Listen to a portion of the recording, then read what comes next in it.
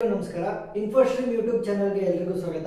ಈ ವಿಡಿಯೋದಲ್ಲಿ ನಾವು ಎ ಸ್ಟಾರ್ ನ ಅಡ್ಮಿಸಬಲ್ ಹೇಗೆ ಮಾಡೋದು ಅಂತ ನೋಡ್ತಾ ಹೋಗೋಣ. ಸೊ ಎ ಸ್ಟಾರ್ ನ ಅಡ್ಮಿಸಬಲ್ ಅಂತಂದ್ರೆ ಆಪ್ಟಿಮೈಸ್ ರಿಸಲ್ಟ್ ನ ಹೇಗೆ ಫೈಂಡ್ ಔಟ್ ಮಾಡೋದು ಅಂತ ಅರ್ಥ. So h of n less than or equal to h star of n. So h of n ಅಂತ ಅಂದ್ರೆ ಹಿಯರಿಸ್ಟಿಕ್ ವ್ಯಾಲ್ಯೂ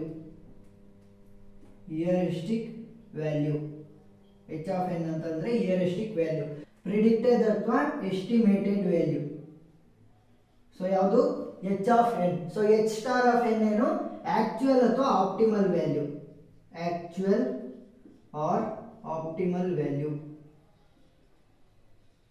ಸೊ ಇವಾಗ ಏನಂದ್ರೂ ಹಿಯರಿಸ್ಟಿಕ್ ವ್ಯಾಲ್ಯೂ ಎಸ್ಟಿಮೇಟೆಡ್ ಅದು ಆಕ್ಚುಯಲ್ ಅಥವಾ ಆಪ್ಟಿಮಲ್ ವ್ಯಾಲ್ಯೂಗಿಂತ ಕಡಿಮೆ ಇದ್ರೆ ಅದು ಅಂಡರ್ ಎಸ್ಟಿಮೇಷನ್ ಅಂತ.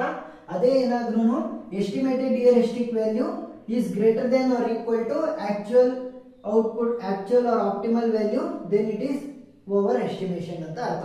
So A star algorithm problem ನ ಮಾಡಬೇಕಾದ್ರೆ ಹಿಂದಿನ ವಿಡಿಯೋದಲ್ಲಿ ಒಂದು ಫಾರ್ಮುಲಾ ಹೇಳಿದ್ವಿ, ಏನು F of N is equal to G of N plus H of N. So F of N ಅಂತ ಅಂದ್ರೇನು cost, so G of N ಅಂತ ಅಂದ್ರೆ ಆಕ್ಚುಯಲ್ ಕಾಸ್ಟ್, ಮತ್ತೆ ಎಚ್ ಆಫ್ ಎನ್ ಏನು ಹಿಯರಿಸ್ಟಿಕ್ ಅಥವಾ ಪ್ರಿಡಿಕ್ಟೆಡ್ ಎಸ್ಟಿಮೇಟೆಡ್ ಕಾಸ್ಟ್. ಸೊ ಇಷ್ಟನ್ನ use ಮಾಡಿಕೊಂಡು ನಾವು ಪ್ರಾಬ್ಲಮ್ ನ ಸಾಲ್ವ್ ಮಾಡಬೇಕು. ನೋಡಿ, ಸೊ ಇವಾಗ ಒಂದು ಟ್ರೀ ಅಥವಾ ಗ್ರಾಫ್ ಅನ್ನ ಕೊಟ್ಟಿದ್ದಾರೆ. ಎ ಇಂದ ಶುರು ಆಗುತ್ತೆ ಸ್ಟಾರ್ಟ್ ನೋಡ್, ಮತ್ತೆ ಡಿ ಇಸ್ ದ ಗೋಲ್ ನೋಡ್. ಸೊ ಗೋಲ್ ನೋಡ್ ಅಥವಾ ಗೋಲ್ ಸ್ಟೇಟ್. ಸೊ ಇವಾಗ ಏನ್ ಮಾಡ್ಬೇಕು ಅಂತಂದ್ರೆ ಒಂದು ಅಂಡರ್ ಎಸ್ಟಿಮೇಷನ್ ಮತ್ತೆ ಒಂದು ಓವರ್ ಎಸ್ಟಿಮೇಷನ್ ಕಂಡೀಷನ್ ಅನ್ನ ತಗೊಳ್ಳೋಣ. First over estimation.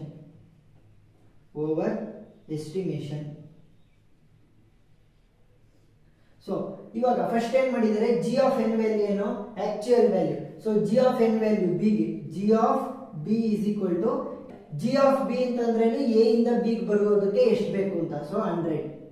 Next G of C ಕೂಡ ಎಷ್ಟು 100. ಸೊ ಜಿ ಆಫ್ ಸಿ ಕೂಡ 100. ಓವರ್ ಎಸ್ಟಿಮೇಷನ್ ಮಾಡ್ತಿರೋದ್ರಿಂದ ಎಸ್ಟಿಮೇಟೆಡ್ ವ್ಯಾಲ್ಯೂನ ಇಲ್ಲಿ ಕೊಟ್ಟಿರುವಂತ ಎಸ್ಟಿಮೇಟೆಡ್ ವ್ಯಾಲ್ಯೂಗಿಂತ ಒಂದ್ ಸ್ವಲ್ಪ ಜಾಸ್ತಿ ತಗೊಳ್ಳೋಣ. ಸೊ ಓವರ್ ಎಸ್ಟಿಮೇಷನ್ ಅಂದ್ರೆ ಜಾಸ್ತಿ. ಸೊ ಇಲ್ಲಿ 50 ಕೊಟ್ಟಿದ್ದಾರೆ, ಇಲ್ಲಿ 40 ಕೊಟ್ಟಿದ್ದಾರೆ. ಸೊ ನಾವೇನ್ ಮಾಡೋಣ, ಜಾಸ್ತಿ ತಗೊಳ್ಳೋಣ. So H of B is equal to ಇಲ್ಲಿ 50 ಇದೆ, 10 ಜಾಸ್ತಿ ತಗೊಂಡ್ರೆ ಎಷ್ಟು 60.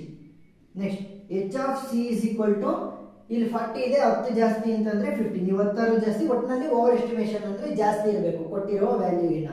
ಆಫ್ ಬಿ ವ್ಯಾಲ್ಯೂ ಸಿಕ್ತು, ಎಚ್ ಆಫ್ ಸಿ ವ್ಯಾಲ್ಯೂನ ಇನ್ಕ್ರೀಸ್ ಮಾಡಾದ್ಮೇಲೆ ಇವಾಗ ಎಫ್ ಆಫ್ ಬಿ ವ್ಯಾಲ್ಯೂ ಏನಾಗುತ್ತೆ, F of B is equal to G of B. So G of B value ಏನು 100 plus H of B value ಏನು 60. ಸೊ ಎಷ್ಟಾಯ್ತು 160. Next F of C is equal to 100 plus 50 which is equal to 150. ಈಗ A ಇಂದ ಶುರು ಆಗುತ್ತೆ, A ಇಂದ B ಬರ್ಬೋದು ಅಥವಾ ಸಿ ಹೋಗ್ಬೋದು. ಸೊ ಬಿ ನ ವ್ಯಾಲ್ಯೂ ಎಷ್ಟಿದೆ, ಬಿ ನ ವ್ಯಾಲ್ಯೂ 160. ನೆಕ್ಸ್ಟ್ ಸಿ ನ ವ್ಯಾಲ್ಯೂ ಎಷ್ಟಿದೆ 150. ಸೊ ಯಾವ ಪಾತ್ ನ ಚೂಸ್ ಮಾಡುತ್ತೆ, ಸಿ ನ ಚೂಸ್ ಮಾಡುತ್ತೆ. ನೆಕ್ಸ್ಟ್ ಸಿ ಇಂದ ನಾನು ಎಲ್ಲಿಗೆ ಹೋಗ್ಬೋದು, ಡಿ ಗೆ ಹೋಗ್ಬೋದು. ಸೊ ಸಿ ಇಂದ ಡಿ ಗೆ, ಡಿ ಏನು ಗೋಲ್ ಸ್ಟೇಟ್. ಸೊ ಇವಾಗ ಡಿ ವ್ಯಾಲ್ಯೂನ ಕಂಡುಹಿಡಿಬೇಕು. F of D is equal to, so ಇದನ್ನ ನಾವು ಪ್ರಿಡಿಕ್ಟೆಡ್ ಮಾಡಿದ್ವಿ. ಸೊ ಆದ್ರೆ ಒರಿಜಿನಲ್ ಎಷ್ಟಿದೆ 40 ಇದೆ.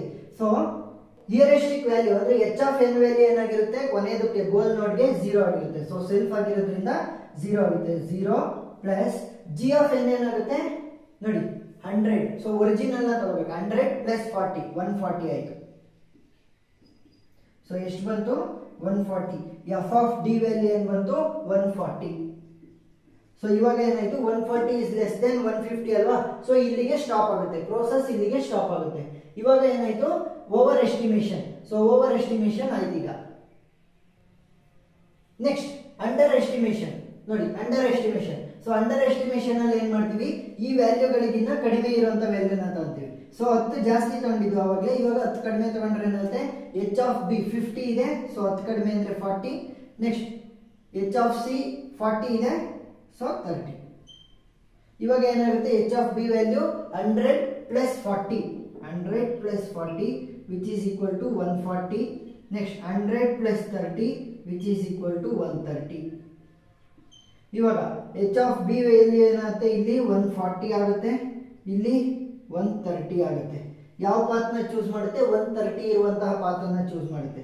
ಸೊ 130 ಪಾತ್ ನ ಚೂಸ್ ಮಾಡಿದ್ರು ಕೂಡ ಎಫ್ ಆಫ್ ಡಿ ವ್ಯಾಲ್ಯೂ ಏನ್ ಬರ್ಬೇಕು ನನಗೆ 100 ಪ್ಲಸ್ 40 ಒರಿಜಿನಲ್ ಏನಿದೆ ಅದೇ ಬರುತ್ತೆ. ಸೊ 100 ಪ್ಲಸ್ 40 ಡಿ ಬರೋದಕ್ಕೆ ಕಡಿಮೆ ವ್ಯಾಲ್ಯೂ ಯೂಸ್ ಮಾಡ್ಕೊಂಡು. ಸೊ ಇದು 50 ಇದೆ, 100 ಪ್ಲಸ್ 50 ಅಂದ್ರೆ 150 ಆಗುತ್ತೆ. ಅದು ಬೇಡ ನನಗೆ, ಕಡಿಮೆ ವ್ಯಾಲ್ಯೂ 100 ಪ್ಲಸ್ 40 140 ಆಯಿತು. ಸೊ ಇವಾಗ ಏನಾಯ್ತು 140, ಇದರ ವ್ಯಾಲ್ಯೂ 140 ಇದೆ. ಈ ಕಂಡೀಷನ್ ನೋಡಿ, 130 is less than 140. Next 130 is less than 140 ಆಗಿರೋದ್ರಿಂದ ಮೇಲ್ಗಡೆ ಹೋಗುತ್ತೆ. ಸೊ ಮೇಲ್ಗಡೆ ಹೋದಾಗ ಇಲ್ಲಿ ಕಂಪೇರ್ ಮಾಡುತ್ತೆ ಇದ್ರ ಜೊತೆಗೆ. ಸೊ ಇದಕ್ಕಿಂತ ಏನಾದರೂ ಕಡಿಮೆ ಇದೆಯಾ ಅಂತ. ಸೊ ಈಕ್ವಲ್ ಆಗಿದೆ. So 140 is equal to 140. So ಇವಾಗ ಏನಾಯ್ತು ಅಂತಂದ್ರೆ ನೋಡಿ, ಓವರ್ ಎಸ್ಟಿಮೇಷನ್ ಅವಾಗಲೇ ಮಾಡಿದ್ದು, ಇವಾಗ ಮಾಡಿದ್ದು ಯಾವುದು under estimation. So over estimation ಅಲ್ಲಿ ಏನಾಗುತ್ತೆ ಅಂತಂದ್ರೆ, ಓವರ್ ಎಸ್ಟಿಮೇಷನ್ ಅಲ್ಲಿ ಆಪ್ಟಿಮಲ್ ಸೊಲ್ಯೂಷನ್ ಸಿಕ್ಕೇ ಸಿಗುತ್ತೆ. ಯಾಕಂದ್ರೆ ನೋಡಿ, ನೀವು ಒಂದು ಶಾಪ್ಗೆ ಹೋಗಿರ್ತೀರಾ, ಶಾಪ್ಗೆ ಹೋದಾಗ ನೀವು 100 ರೂಪಾಯಿ ಇದೆ ಅಂತ ಅನ್ಕೊಳ್ಳಿ, ಒಂದು ವಸ್ತು 100 ರೂಪಾಯಿ ಇದೆ ಅಂತ ಅನ್ಕೊಳ್ಳಿ, ಅದಕ್ಕೆ ನೀವು 200 ರೂಪಾಯಿನ ತಗೊಂಡೋಗಿರ್ತೀರಾ. ಸೊ 200 ರೂಪಾಯಿ ತಗೊಂಡೋಗಿದ್ದಾಗ 100 ರೂಪಾಯಿನ ವಸ್ತುನಪ್ಪ ಅಂತ ಅಂದಾಗ ಏನ್ ಮಾಡ್ತೀರಾ, ಆ 100 ರೂಪಾಯಿ ಕೊಟ್ಬಿಟ್ಟು ತಗೊಂಡ್ ಬರ್ತೀರಾ. ಅದೇ ನೀವೇನಾದ್ರೂ ಅಂಡರ್ ಎಸ್ಟಿಮೇಷನ್ ಅಲ್ಲಿ ಕಡಿಮೆ ವ್ಯಾಲ್ಯೂ ತಗೊಂಡೋಗ್ತೀರಾ, 100 ರೂಪಾಯಿಯಿಂದ ಇರುವಂತದ್ದು ವ್ಯಾಲ್ಯೂಗೆ ನೀವೇನ್ ಮಾಡ್ತೀರಾ 80 ರೂಪಾಯಿ ತಗೊಂಡೋಗಿರ್ತೀರಾ. ಸೊ ಅವಾಗ ಏನ್ ಮಾಡ್ತೀರಾ, ತಗೊಳಕ್ ಆಗೋದಿಲ್ಲ ಆ ಪ್ರಾಡಕ್ಟ್ ನ. ಸೊ ಅದೇ ರೀತಿ ಏನಾಗುತ್ತೆ, ಆಪ್ಟಿಮಲ್ ಸೊಲ್ಯೂಷನ್ ನಮಗೆ ಓವರ್ ಎಸ್ಟಿಮೇಷನ್ ಅಲ್ಲಿ ಸಿಗುತ್ತೆ, ಅಂಡರ್ ಎಸ್ಟಿಮೇಷನ್ ಅಲ್ಲಿ ನಮಗೆ ಆಪ್ಟಿಮಲ್ ಸೊಲ್ಯೂಷನ್ ಅಷ್ಟು ಈಸಿಯಾಗಿ ಒಂದೊಂದ್ಸಲಿ ಸಿಗುತ್ತೆ, ಆದ್ರೆ ಎಲ್ಲ ಟೈಮು ಕೂಡ ಸಿಗೋದಿಲ್ಲ. So how to make A star admissible problem ಅರ್ಥ ಆಗಿದೆ ಅಂತ ಅನ್ಕೊಂಡಿರ್ತೀನಿ. ಏನಾದರೂ ಡೌಟ್ ಇದ್ರೆ ಕಮೆಂಟ್ ಸೆಕ್ಷನ್ ಅಲ್ಲಿ ತಿಳಿಸಿ. Thank you.